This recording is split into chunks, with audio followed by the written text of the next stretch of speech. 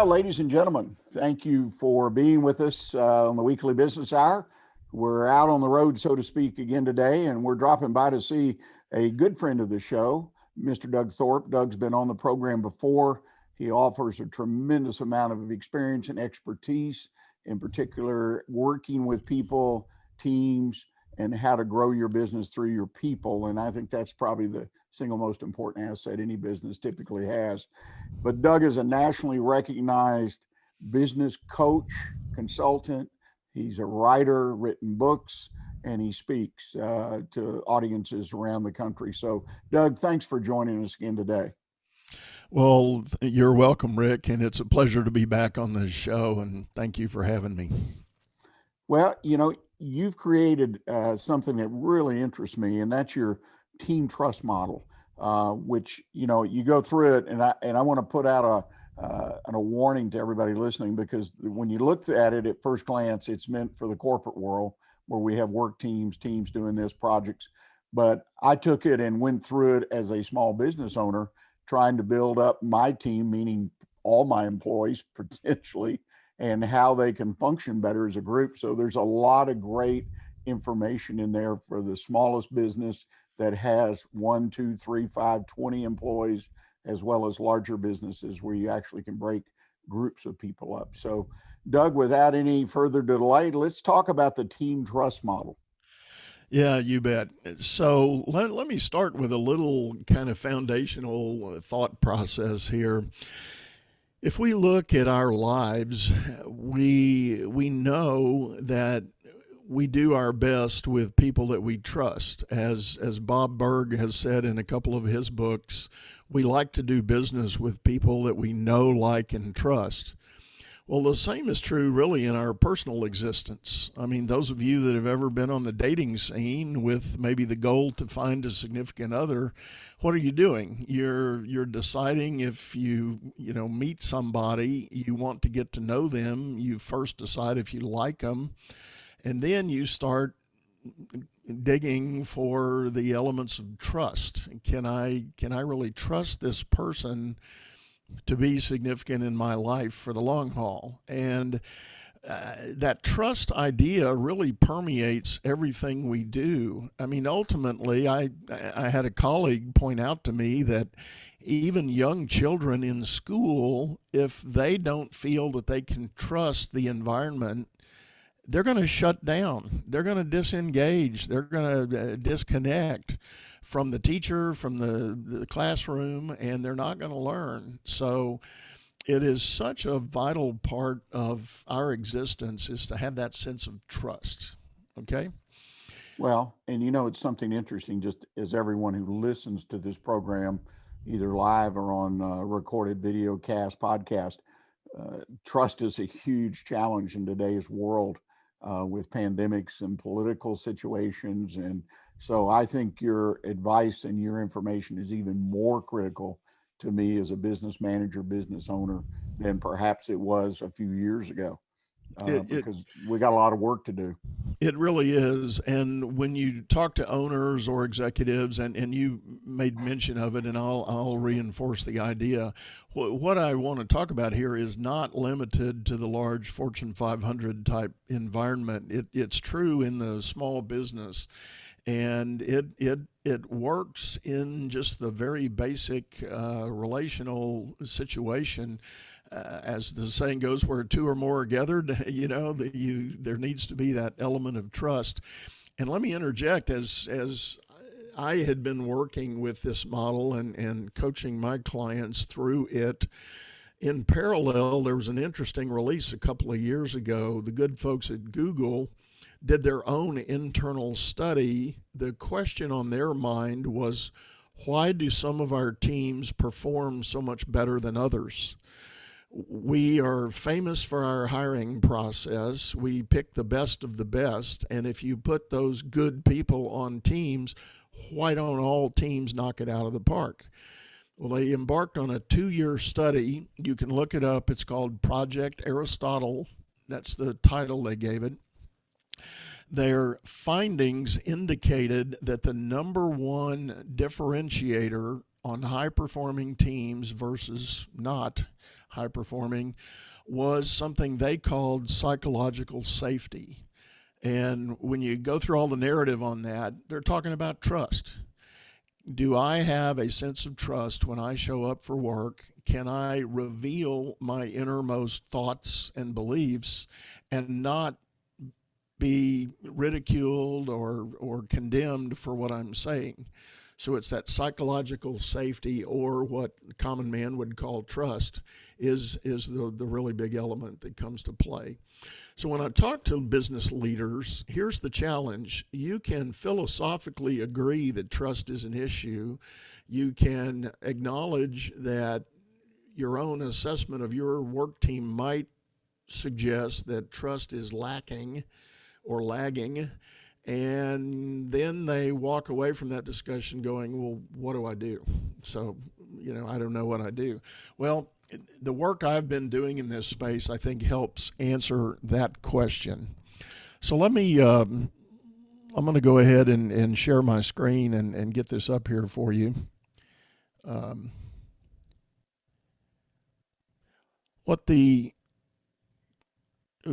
Yeah, okay, you can see that okay? Absolutely. Looks great. So what this model says is there's a very fundamental understanding to get us started here. What this says is that all of us show up at work, or in life for that matter, with questions on our mind. And in a work setting, these questions can be grouped into 6 primary areas. And if you as a leader will focus your effort on creating answers and having discussions with your people about each of these 6 areas, the more you can do to create good answers for these questions, the more likely your people will begin to feel trust at work. So the 6 questions, we start up in the upper left there. The first one I call the people group. And it's a very basic question. Do I even want to be here? Somebody says, they get up in the morning, do I even want to go to work? And obviously there are big drivers that could influence that mindset. But that's a very real question. And what you're going to find is, as we work our way around this wheel, the questions get a little more complex and a little more involved. And there is a notion of your people can regress. They can be making progress, kind of growing and building their trust, but then something will happen and it'll knock them down a peg or two, or send them all the way back to go at question 1, do I even want to be here? It's interesting, Doug, to me, when I look at this, because really we're talking a great deal about fit. In other words, does the team fit together? And it is amazing, because I've done a lot of hiring, particularly at entry-level positions, sales and things. And you find somebody who of themselves can be a great performer, but they're that solo, the one who works better by themselves. And how do you fit those kind of people into a team, or do you? You definitely do. There are clearly, in running a business, there are clearly layers of complexity that come in, and the whole notion of having a good, robust hiring process to identify the talent you need and the fit for the team that already exists. I do know there are a lot of programs and assessment tools that employers are using now to try to dive in a little bit to personality type assessment, skill set assessment, aptitude assessments, many things like that, to determine whether the fit is going to be good. But my basic answer to your question is absolutely. Your hiring has to serve the greater good of your own vision of your team. You have to be cognizant of that. You have to be sensitive to that as you go through the process. Right. Yep. So let's move on to number 2 here. 2 is the question about purpose. People are going to wonder, what is this team here to do? Or in the case of a small business, what are we really trying to achieve here? And in a franchise model, those objectives might be pretty clear, but maybe they're not. Maybe the owner manager is not doing a good job of articulating values. Values like customer service or quality control or timing and reliability. There are values that businesses try to aspire to deliver. They'll publish it in their brand statements, but getting the teams to rally around that objective is often a challenge for leaders to communicate effectively.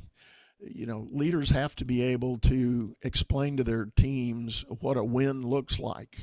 Here are our expectations. If you don't understand, ask a question. Let's be crystal clear on our purpose. So that's that step. And I consider that probably one of the most important steps and the one most easily overlooked in business. Yeah, Rick. So again, just to quickly recap and reiterate, the whole basis of this team trust model is the notion that employees show up with basic questions in their mind about the work environment and the situation. And all of those questions that you can ever fathom break into these 6 areas. We talked about people and purpose. Now we're on to number 3, which is the plan. A leader has to craft the plan for how you're going to execute on the purpose. And people might rally around the idea and they might really get excited by the cause, but if they don't see a clear path through the jungle, so to speak, they're going to break down. They're going to lose trust in the ability to execute. So that's why the plan is so important. And I'm often asked by leaders, can I have my team collaborate on building the plan? Absolutely. There's nothing wrong with that. The point is you just have to have it. You've got to do it. You got to build that plan. Then moving on, number 4 is what I call the practice. This is actually getting out on the job. This is in the shop, in the field, at your desk. This is the step where rubber meets the road. You get to work. And often what happens, the purpose is great, the plan's great, people are all energized, and immediately they run into constraints and restrictions on getting their job done. Maybe it's bad tools, maybe it's in a bigger company, maybe it's a company policy that all of a sudden shuts them down. So there are so many things that can interrupt the practice, and you need to be able to have ongoing dialogue with your people about the practice and the experience they're having trying to get the work done. As a leader, you've got to clear those roadblocks. You have to do everything you can to clear that path so your people have a good runway to get the work accomplished. Number 5 is the question of performance. If I do all this work, how am I going to be judged? How is score going to be kept? How is feedback going to happen? What am I going to be called to task on? What are the accountability systems that are going to be in play? All of those things can be very disruptive to building high performance and high trust across the team. People can buy in, they can get the plan, they can know the work, but if there's any doubt about the way they're going to be measured, they're going to tend to hold back. And lastly, number 6 is the payoff. And I'm always quick to caution payoff is not limited to compensation, although that's the big one everybody typically looks at first. But payoff can also mean just a sense of pride and accomplishment. We built a brand, we represent something, we're happy to be here, and that gives the momentum to people to ask the question, am I willing to continue? Yes, by all means. I like what we're doing here. I want to do more. When you have your team hitting on all 6 of these cylinders, so to speak, you'll start to experience a kind of a hum, kind of a momentum in your business. And I have had leaders tell me that they can feel that hum out on the floor, out in the office, when people are engaged, they're operating with high trust, they've got good answers to all of these questions, they are going to be in high gear. you know, as I go through this again, I sit with my eyes are small business owner, and I'm thinking about a client I worked with some years ago. In fact, I was involved in a business with them, and we had to set up a small manufacturing or assembly line. We had a half a dozen people who came. He says, I hire people that really don't necessarily have the skills, but I'm looking for putting things together with people somewhat in a very simple, rough way, what you're doing. And he proceeded to build this team, and it was amazing. And then he put them on a quarterly bonus plan that, you know, what you send out, products went all over the world, doesn't come back. You get so many dollars in the pool, deduction for what comes back. And it represented 20-30% of their income. And this was for production people, and which was, I'd never heard of that, you know. But Yeah. his whole point, he built it around building that team, and it was compensation, but that was just part of it. It was day in and day out, and I walked away from that so impressed of someone who took the time and built the plan effectively, told them what the goals were, et cetera, et cetera. So this stuff really does work. It's good stuff for any business to consider implementing throughout their organization. Well, and there are a couple of leadership principles that are implied by this, but as I work with clients, I always coach them specifically. Uh, Obviously, communication jumps out as a leader. You have to communicate your answers to these questions. The empathetic listening and collaboration with your team are high value leadership attributes. The ability to either have a group meeting or one-on-ones to probe and ask questions of the people. You know, how are you doing? Do you understand our mission? Are you feeling constrained in any way? Are there issues you need me to help you with? You know, those kinds of leadership questions have to be in flight there. The interesting thing about this, there's a dynamic. All of us come to work with two levels of capacity. We have our kind of willingness to pitch in and get the job done, just so, to put it bluntly, just so we don't get fired. We hit the minimums and we tick the boxes, whatever they may be. But there's another gear, there's another level that I call discretionary effort. It's that reserve of energy and motivation that can be the give a little extra, the 110% kind of thing. The more you can satisfy these questions for your team, and the team senses that across the board with their colleagues, the more likely they're going to dip into that discretionary effort and give that little extra day by day, not just once in a while, but on a pretty regular basis.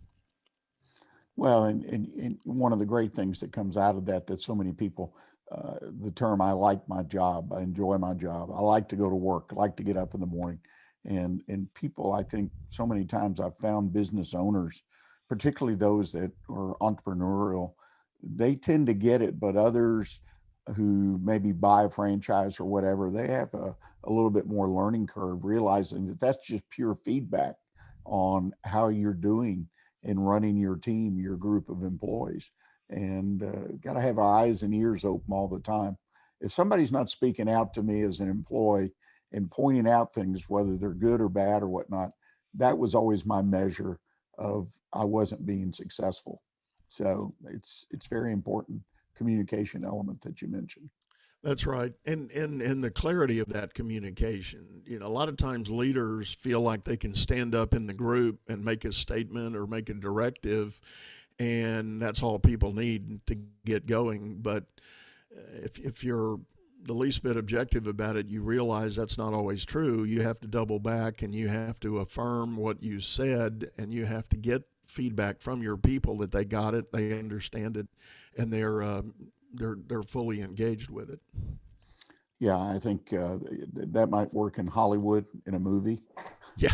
or there's been some great orations, but you're 100% right.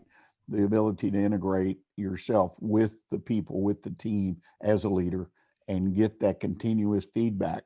And it doesn't necessarily mean a very serious conversation every day. It just, again, the comments that people make, or they stop and they do this, they say, hey, really did this yesterday or whatever. I have been in businesses where you walk in as a stranger and you sense that, even starting at the front desk. And typically, if not 100% of the time, those businesses are run well and do well in good times and bad. It's just amazing. That's right. That's right. Like I said, when this is working, it is palpable. You can feel it in the room or out on the shop floor when the team is fully engaged and operating at this level. Yeah, it's really good stuff. If people want to engage with you to learn more about this particular issue, what's the best way for them to do that? They can go to my website, which is real easy. It's dougthorpe.com, and that's Thorpe with an E. And there's a tab there that fully elaborates on the model, and also contact forms if you want to schedule a kind of a complimentary chat to talk about your business and your team concerns. Happy to help. Well, I would encourage folks, again, particularly in this area, I think this is a keystone matter. One of the main pillars of a successful business is being able to build that trust element and building a cohesive group of individuals who are there for a lot more than punching a clock or earning a check, because you've got to make your work if you want to be highly successful. And I say that I've met a few business people in my life that were just happy with the status quo, and I get that. That's why you own the business. You do it your way. So, any other pearls of wisdom to leave us with as we kind of wind down today, Doug? Well, I'll just share one thing, a little bit of a tease maybe. If people will jump over to my website and join the newsletter, I've got an announcement rolling out in the next couple of months. We are building a training app that covers this program. So owners will be able to buy the program and share it with their teams, get it implemented across the whole company, and that will be on the streets in just a couple of months. Well, that's an exciting announcement to be able to do it on you. I assume it's self-directed in a sense. Self-directed, self-paced, and available on all mobile devices and desktops. Boy, that's fantastic. Well, Doug, thank you so much for taking time out of your busy day to join us, invite us in, and again, some amazing material, very important education here, and your expertise and experience really can make a difference for a business owner or someone who heads up a team. Well, ladies and gentlemen, that concludes our conversation with Mr. Doug Thorpe. Hope you enjoyed it. And if you will stay with us, we're going to go back to our regular program. And again, Doug, goodbye and see you in the near future. All right, Rick. Thank you. 1bestconsult.com, a community of small business owners where you as an owner can find answers to the most pressing business questions you have. Not sure who to turn to when you have a challenge in your business? Turn to the folks at 1bestconsult.com. That's the number 1 bestconsult.com, where you can always find advice you can use based on common sense business experience. Join our community of like-minded business owners at 1bestconsult.com.